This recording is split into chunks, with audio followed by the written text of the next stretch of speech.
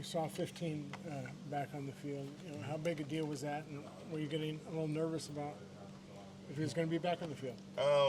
You know, when players going through stuff like that, you just kind of let them go through it with the team.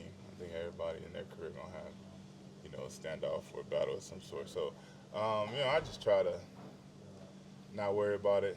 Let them two parties work it out. Obviously, Juwan is a hell of a player, one of our best players on the team. So, having him out there is really important. But, there's a business side to it. So you let it work out. There's a few guys back. Dominic Pooney, Stout's also out there. Just to know that you guys are pretty much retooled going into week one, how much does that kind of help you guys headed to the Seahawks? It helps a lot. Obviously, having all hands on deck, having the guys that we plan to be here, having them there week one, definitely going to help. We're going to need it. We're going into the toughest environment in the league, and no real warm up to it. So, we're going to have to, against all odds, try to play a clean game and not have that first week rustiness like everybody expects. So, and having our guys back helps that a lot. Trent, it's now been a year since Ricky's incident, and I saw you guys kind of dapping up out there, and the fact that he's back, he's on the field, and he's just gone through what he has a year later, can you reflect on that a little bit? I wasn't here when that happened, so, I'm just super grateful to have him here, and, and the way that situation worked out, is just so blessed and, super happy for him. But, obviously there's a lot to reflect on, a lot to be thankful for.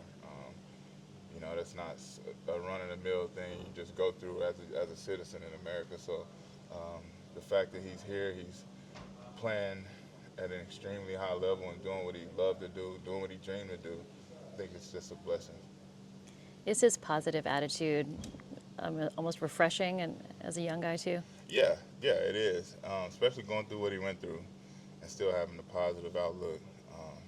Not even just on that, but just on the person who did it to him, and just, just the way he just his outlook. And we've had a conversation about it, and it's refreshing to come across a guy that in this world we live in, where there's so many issues and everybody want to harp on what's going on, that, somebody who actually lives with forgiveness and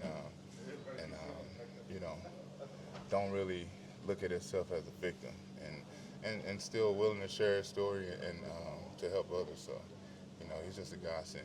Trent, you It's mentioned been a while that. since this team's had to wait this long to get back on the field for a regular season game. What is your sense of kind of where this team is and how much you guys are looking forward to getting back into games that count? We're really looking forward to getting into the games that count. Everybody, I think all 32 teams right now has a lot of optimism in the locker room. They should. So we're no different from that. A lot of optimism.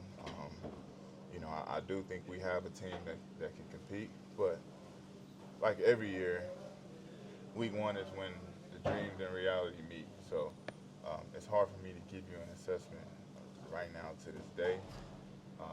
This day right now, not knowing how week one turns out than week two. Every season is its own story, its own book. So, I would hate to sit here and act like I know what's going to happen. I really don't. But I think we got the team that can compete. Has it felt like a long time since?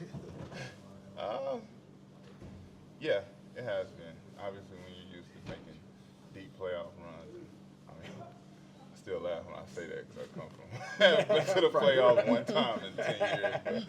But That's your new reality. now it's my new reality. So yeah, you're right. When you're used to making those deep runs, and getting off in January seems like an eternity. What makes that Seattle atmosphere different than others around the league when you go on the road? The noise. Yeah, that's simple put. Yeah, it's the 12th man. It's serious. It's a real deal. How can you really practice for that? Obviously, offset line, that's a key thing with false starts and calls. What's the biggest key to getting ready for that? We just do what we normally do. We go on silent count. You're right, the calls are, you can't talk to each other as much, so those weeks you pretty much gotta work a little harder to know exactly where you're going and kind of read each other's minds and kind of know what each other's thinking, because you don't have the dialogue to go along with it. So I think that does matter. But you know, I mean, we've all luckily they're in our division, so we get to experience it every year, so we know what to expect. But it doesn't make it any easier. Sure. Bosa always looks good in every camp, every time, but just knowing him as well as you do, does he look like he's at some other level right now, or do you notice anything different about him this season?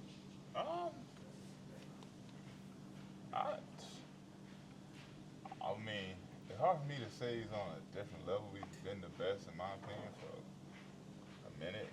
So I think he still looks like the best. I mean, I don't want to say he's like on this different level. I mean, he's the defensive player of the year. He looks like it every day. So, I mean, I guess I hope that answers your question. I mean, I don't know if he's practicing more or less, but when he's been on the field, you notice a focus. He's Nick. He's Nick.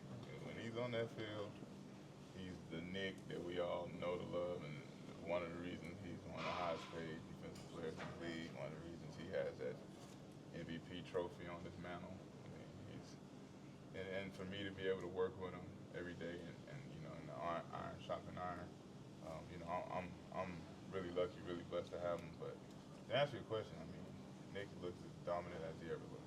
Trent, when it comes to the headspace, you mentioned that every player goes through that kind of cycle of a standoff, you called it.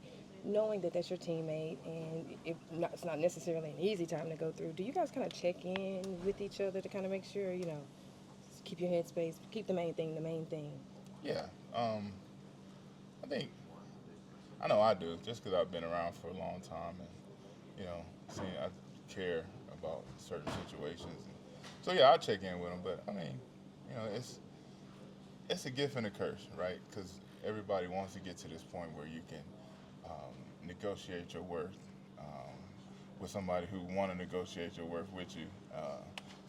And obviously, negotiation is never easy, and there's going to be things said and done on each side that kind of may cause a little tension. But at the end of the day, it's a blessing. It's a blessing, and you know, I just want to make sure I reiterate that to, you know, when they're going through this situation, is that, you know, there's pros and cons to this situation, but the pros definitely outweigh the cons. Trent, can you give us a progress report on Mykel Williams? I can't. You gotta ask his coach. But from what I've seen from him, he's you know, just can't wait to watch him hit another color jersey. You know, I think he's a really, really interesting prospect. I think he can do.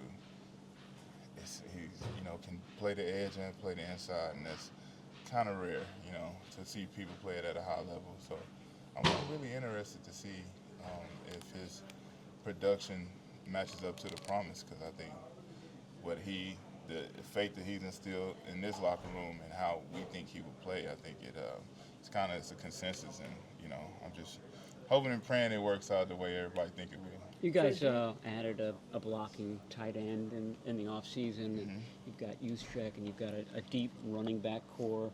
Do you feel like you can do more things, be more versatile this year in terms of personnel groups and things? Oh, you didn't do a lot of two tight ends last year, for example. Damn, you speaking over my head. Sometimes I don't even know what the 21, 22, I gotta think when I hear that. You know? But no, to answer your question, I mean, having, you know, two tight ends that can block like offensive linemen, I think, and having the backfield that we have, I think it goes hand in glove. I mean, you know, it's a hand in glove fit with this offense. So, you know, he's a unit. You know what I'm saying? Like he's a huge cat. He can move. He got great hands. Obviously, what he can do at the line of scrimmage makes him elite. So, you know, I'm pleased to have him. Anytime we can get guys beside us that block like, you know, a lineman, you know, it's always a plus. Trent, well, first of all, I don't feel as stupid for having to think about 21 and 22. Right. Yeah, if you struggle. But, you know, given the amount of youth, rookies who probably have to, you know, play, I mean, is the potential there for this team to look far different, like in Week 18 than it does Week 1? Yeah, I think it's safe to say that with as many young contributors as we have, I think they will progress throughout the season. I think for every football player, week 1 should look different than week 10, and even more in the rookies because it's a whole new game, it's a whole new world out there. So, I think I can agree with that. I think we should look different if we have as many young contributors as it look like we're going to have now. We should get stronger as the season goes, but coaches and players alike have done a great job letting them know that we're going to need them early. The learning curve is unfortunately got to be a little shorter this year because we're going to need the production. Does it make you nervous in any way? No. Yeah. No, it doesn't. I mean, at the end of the day, it's what we're here for. We come here to play ball. Those kids can play. They're not here just because we don't have another option. They're here because they look like the better option. So, got a lot of faith in them. Obviously we're going to need them. We're going to need them early. We're going to need them, a lot this whole season. So, it's something that we all got to tend to though. It's not just on them. It's as a locker room, as a coaching staff. I think we all got to surround them and make sure that they're going in the right way. Make sure their headspace is good because, like you said, they're vital to our success this year. Thanks, Trent. Thank you.